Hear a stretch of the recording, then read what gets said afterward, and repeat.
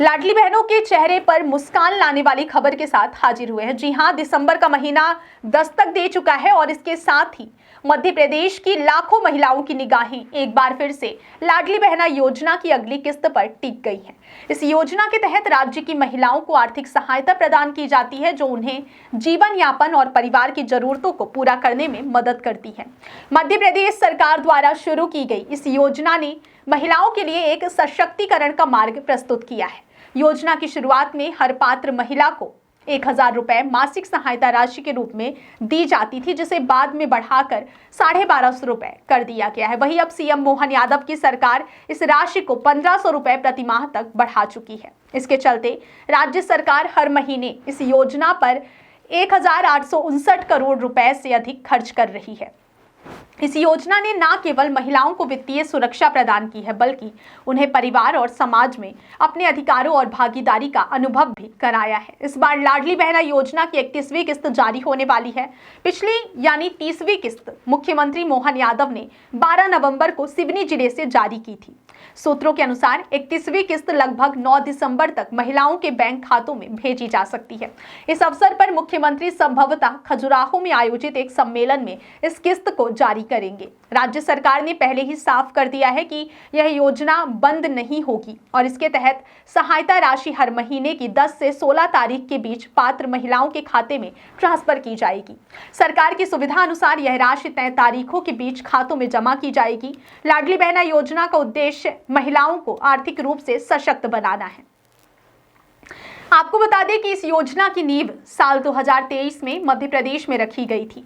शुरुआत में इसे 1000 रुपए प्रति माह के रूप में शुरू किया गया था, जिसे बाद में 1250 रुपए प्रति माह कर दिया गया। अब सरकार की योजना है कि यह मासिक सहायता राशि 3000 रुपए तक पहुंचाई जाए, ताकि महिलाओं की बढ़ती जरूरतों और महंगाई के प्रभाव को देखते हुए उन्हें पर्याप्त आर्थिक मदद मिल सके। यह कदम यह दर्शाता है कि राज्य सरकार महिलाओं को आर्थिक सशक्तिकरण को गंभीरता से ले रही है और उन्हें वित्तीय सुरक्षा प्रदान करने की दिशा में निरंतर प्रयास कर रही है।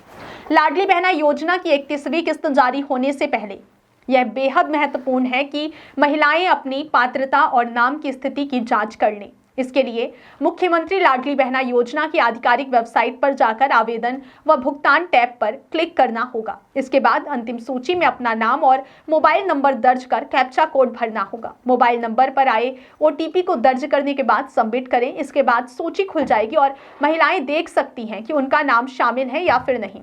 जिन महिलाओं का नाम सूची में नहीं है, वे नजदीकी महिला और बाल विकास विभाग कार्यालय या वेबसाइट पर ऑनलाइन जानकारी प्राप्त कर सकती हैं। इसके अलावा सीएम हेल्पलाइन नंबर पर कॉल करके भी वे अपनी जानकारी सत्यापित कर सकती हैं। मध्य प्रदेश की महिलाओं के लिए लाडली बहना योजना केवल एक वित्तीय मदद का जरिया नहीं है, बल्कि यह उनके सामाजिक और आर्थिक सशक्तिकरण का प्रतीक भी है।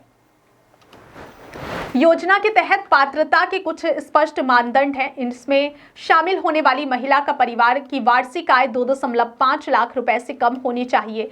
परिवार में कोई भी सदस्य सरकारी नौकरी में ना हो और परिवार के पास 5 एकड़ से अधिक कृषि भूमि, ट्रैक्टर या 4 पहिया वाहन नहीं होना चाहिए। इन नियमों के तहत यह सुनिश्चित किया जाता है कि योजना केवल उन्हीं महिलाओं तक पहुंचे जिन्हें इसकी सबसे अधिक आवश्यकता है। इस योजना की शुरुआत मध्य प्रदेश के पूर्व मुख्यमंत्री शिवराज सिंह चौहान ने 10 जून सन 2023 को की थी। योजना का मुख्य उद्देश्य राज्य की महिलाओं को आर्थिक रूप से मजबूत बनाना था। शुरुआत में यह 23 से 60 वर्ष की आयु की विवाहित महिलाओं के लिए थी और उन्हें 1000 रुपए मासिक सहायता दी जाती थी। बाद में यह राशि बढ़ाकर 1250 रुपए प्रति माह कर दी गई और अब मोहन सरकार के तहत यह 1500 रुपए प्रति माह हो गई है। सरकार ने यह भी तय किया है कि राशि भेजने की तारीख को अब मासिक 10 से 16 तारीख के बीच ही सुनिश्चित किया जाएगा। इस बदलाव से यह सुनिश्चित होता है कि महिलाओं को उनकी मदद समय पर मिले और उन्हें किसी भी तरह की असुविधा का सामना न करना पड़े। लाडली बहना योजना के तहत अब तक राज्य की लाखों महिलाएं लाभान्वित हो चुकी हैं।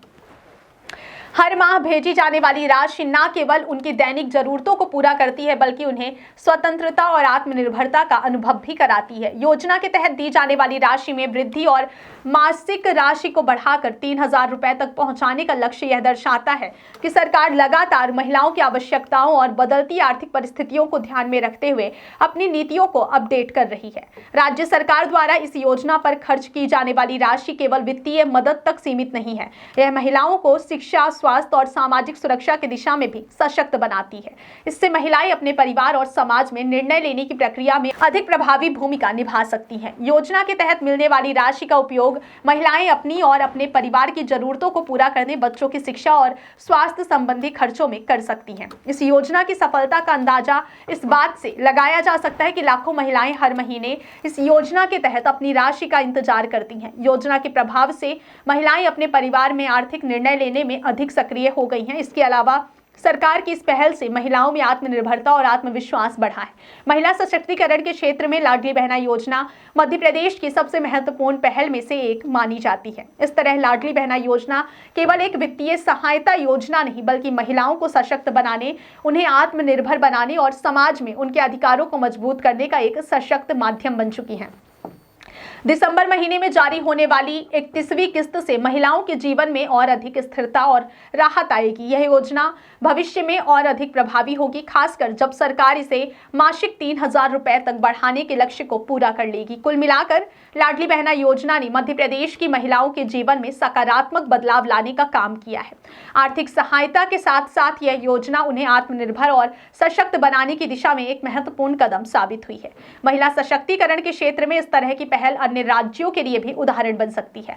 महिलाओं को समय पर अपनी राशि प्राप्त करने, पात्रता की जांच करने और योजना से जुड़े नियमों को समझने के लिए सरकार ने पूरी व्यवस्था बनाई है। यह सुनिश्चित करता है कि इस योजना के लाभ उन महिलाओं तक पहुंचे जिन्हें इसकी सबसे अधिक आवश्यकता है और राज्य की महिलाओं का जीवन आसान और सुरक्षित बने। बहुत बहुत धन्यवाद।